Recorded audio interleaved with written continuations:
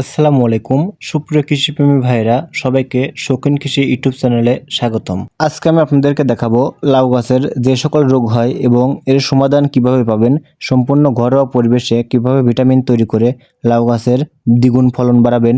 এছাড়াও লাউ গাছে মাছি পোকার আক্রমণ, লাউ গাছে অসংখ্য ফুল আসে কিন্তু তা টিকে থাকে না, সহজে ঝরে পড়ে যায় এবং লাউয়ের কড়া বা জালি নষ্ট হয়ে যায়। কতকগুলো আবার অনেক বড় হওয়ার পরেও জালি নষ্ট হয়ে পচে যায়। আশা করি এই ভিডিওটি দেখলে এই সকল সমস্যার সমাধান আপনারা সম্পূর্ণ ঘরোয়া পরিবেশে পাবেন। আপনারা যদি আপনাদের লাউ গাছের প্রজেক্টে ফলন দ্বিগুণ বাড়াতে চান তাহলে সম্পূর্ণ আমার মতো এই ঘরোয়া পরিবেশে এই ভিটামিনটি তৈরি করুন এবং লাউ গাছে স্প্রে করে ছড়িয়ে দিন। দেখুন 7 দিনের মধ্যে আপনারা আপনাদের লাউ গাছের পরিবর্তন দেখতে পারবেন। এবার চলুন দেখে নেই কিভাবে আপনারা ভিটামিনটি তৈরি করবেন। প্রথমেই একটি পাত্র নেবেন এবং পাত্রে কিছু পরিমাণ পেঁয়াজ কেটে নেবেন। আর হ্যাঁ, পেঁয়াজটা কিন্তু খোসা ছড়াবেন না, খোসা সহকারে পেঁয়াজটি কাটবেন। আসলে পেঁয়াজ দেওয়ার কারণ হলো পেঁয়াজে রয়েছে প্রচুর পরিমাণ সালফার। এই পেঁয়াজ যদি আপনারা গাছে দেন পেঁয়াজের পানি, তাহলে দেখতে পারবেন গাছের সকল পোকামাকড় এবং কীটপতঙ্গ সহজেই দূর হয়ে যাবে এবং এছাড়াও গাছে কিন্তু ফলন দ্রুত বৃদ্ধি পাবে, কারণ পেঁয়াজের খোসাতে রয়েছে প্রচুর পরিমাণ জৈব সারও।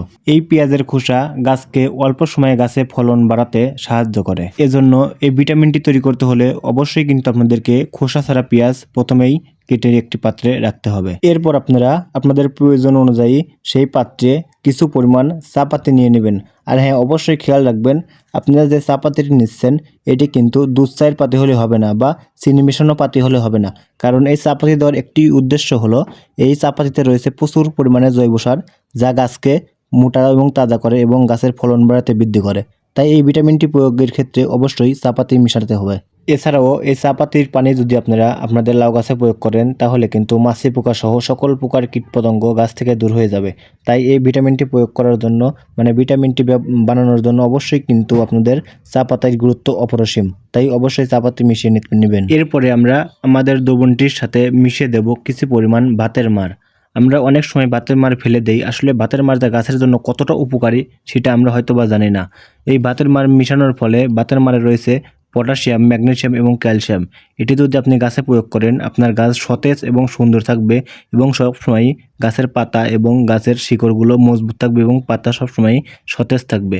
এছাড়াও যদি আপনাদের গাছে প্রয়োগ করেন গাছের ফুলগুলো ঝরে যাওয়া থেকে রক্ষা করবে এবং এই ভাতের মারগুলো আপনি গাছে প্রয়োগ করার ফলে আপনার গাছে দ্বিগুণ ফলন বৃদ্ধি পাবে এবং বিভিন্ন ধরনের পোকামাকড় আছে সেগুলো সহজেই কিন্তু দূর হয়ে যাবে।